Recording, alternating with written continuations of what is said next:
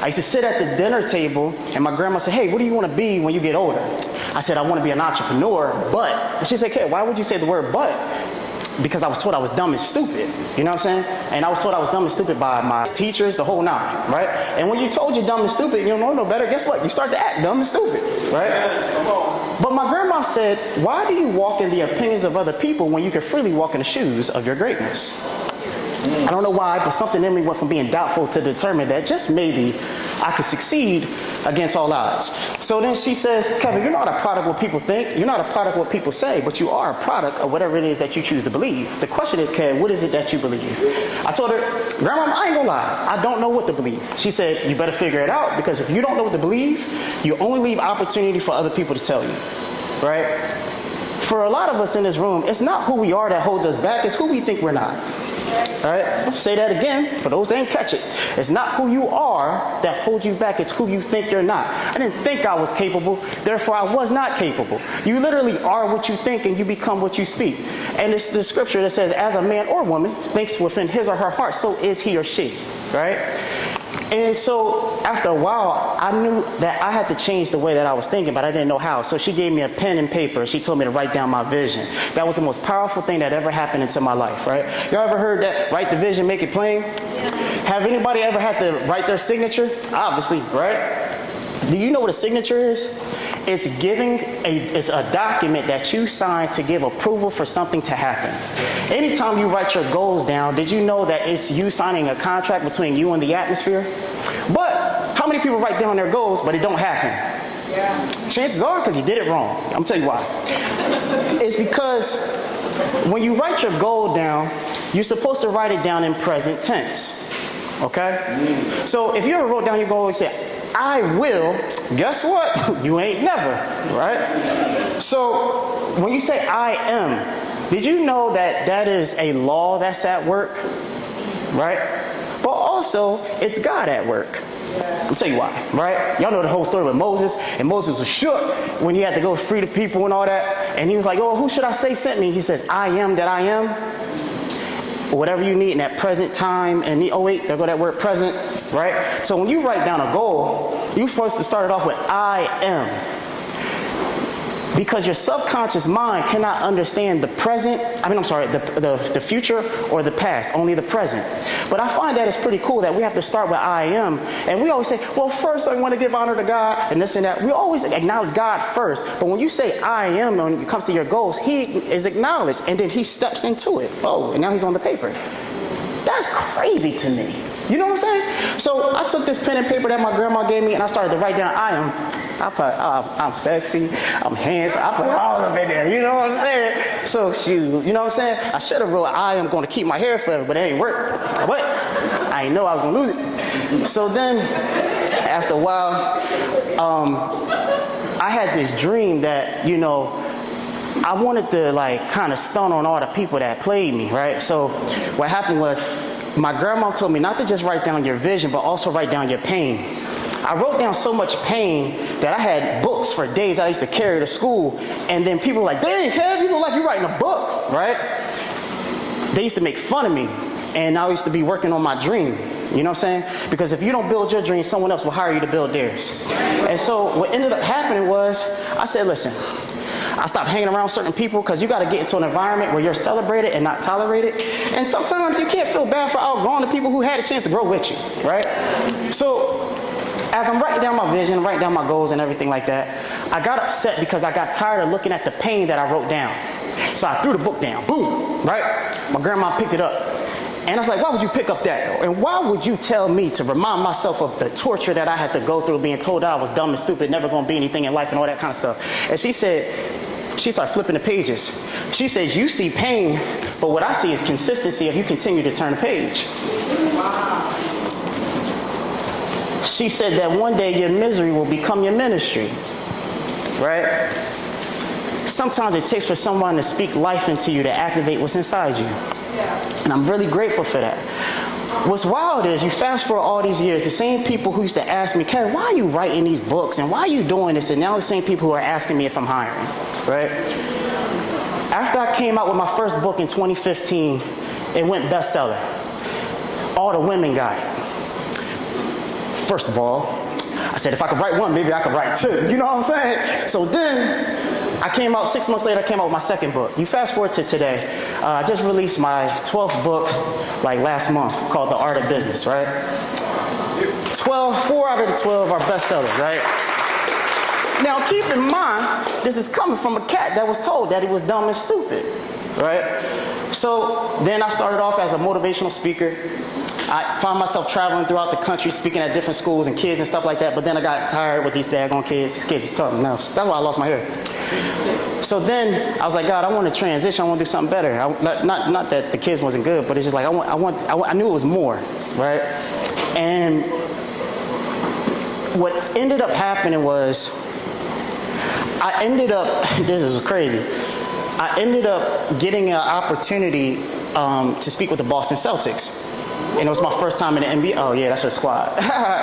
So then I got to get into the NBA. Then after a while, after getting into the NBA, that led to me speaking into the NFL, right?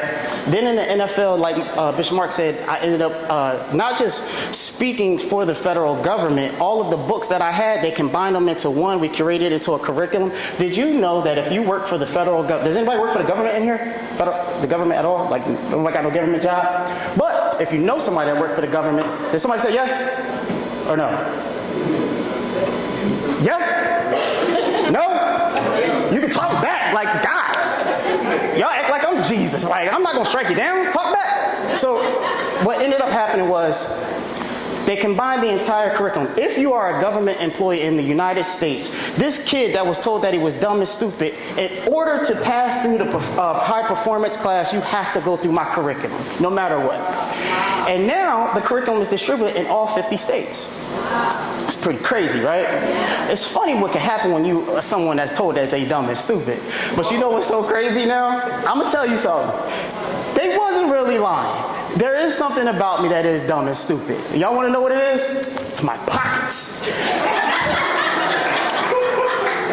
I'm dead serious. My first year, when I first connected with a particular company that I was with, y'all want to hear a quick story real quick? Y'all want to talk real quick? All right, check this out. A few years ago, I was working at a high school. I was a crisis counselor, and I was making $33,000 a year. Right? I couldn't afford oodles and noodles, right? I was so broke, I couldn't afford to be broke. Then on top of that, here's what's so crazy. One day, I got a son. He's 9, but back then he was like 5, right? And I wanted a peanut butter and jelly sandwich. He wanted a peanut butter and jelly sandwich. We had the jelly, but we ain't had no peanut butter. Also, we ain't had no bread, so we was gonna figure out one. So what happened was, I'm playing a game with him about like, yo, let's see if we can find change in the couch. We get the change. I really don't got enough change, but so what? I'm gonna make it work. So we walk to the Wawa. There's this homeless man that's outside, and he goes and asks me for change. I was offended. So then I walk in, I get the bread, but I lied.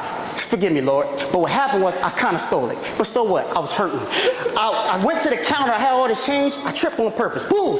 Because I knew if she saw all that change, she ain't gonna want to count that. So she, oh baby, just go ahead. The line got long. I took that bread. Now I ain't got no money. I walked back outside, past the homeless man. Did you know he had the nerve to ask me for money? And then it dawned on me, he got more money than me. I should have been robbing him, right? But I got saved. So anyway. We get home, we eat the bread. I just want to show you how broke I really was, right? But not only was I broke financially, but I was also broke personally. You know what I'm saying? Going through divorce, all types of stuff. Got cheated on by, she cheated on my best friend. I'm talking Maury's story and all the Bible stories, all at once type stuff, right? So, but then I realized I was broken into pieces so it could be more of me to give. Perhaps you have been broken into pieces so it could be more of you to offer. And sometimes you can't wait for the world to recognize your greatness. You just got to go ahead and be great and let the world catch up to you. And then I got to a point where I stopped waiting for the world. Like, it was one of those things where everybody had an opinion, right? But when you learn your worth, you stop giving people discounts. And when you start seeing your worth, you stop hanging around people who don't. And after a while, I was like, yo, you know what? Hold up. You know what I'm saying? I started to walk in the shoes of my greatness, and I never took them off. And then that's when I got a phone call from this cat, one of the top motivational speakers in the world. And literally, I went from $33,000, and I had $7,000 in debt with the rent, about to get evicted. And immediately, I went to $96,000 in the year, right? Then after that, After this very second year, I went to 123,000, right?